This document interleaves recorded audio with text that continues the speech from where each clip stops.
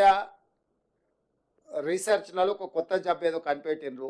అంటే డాక్టర్లు మన ఏదో మాట్లాడుతూ చెప్తాం, అటెన్షన్ సీకింగ్ డిజార్డర్. అంటే ఎక్కడికైనా పెళ్ళికి వెళ్తే పెళ్లి పిల్లగాని మీదనే ఎక్కువ అటెన్షన్ ఉందనుకో, ఆ పోయినోడు నేనే పెళ్లి పిల్లగాని అయితే బాగుండని.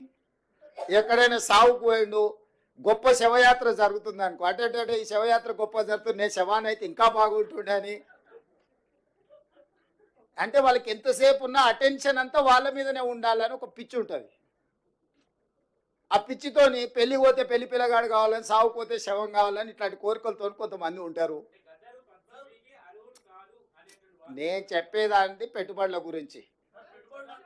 ఈ పెట్టుబడులు ప్రభుత్వము విధి విధానాలు మేము వెళ్ళి ఆకర్షించి పెట్టుబడులు తేవడంతో, అరే వాళ్ళు ఎట్లా ఆకర్షిస్తారు, నేను పోయినప్పుడు ఎవరు రాలేదేంది, ఇప్పుడు వీళ్ళు పోగానే ఇంతమంది వస్తున్నాయింది, ఇన్ని పెట్టుబడులు వస్తున్నాయిందని ఈ అటెన్షన్ సీకింగ్ డిజార్డర్ అనే జబ్బుతోని ఒక ఆయన బాధపడుతుండు, ఇంకొక ఆయన ఆయనకు మద్దతు ఇస్తుండు. ఇక ఆ సమయం అది మీరంతా ఏం చేస్తారు. అందుకే మీకు చెప్తున్నా జబ్బు ఉందని.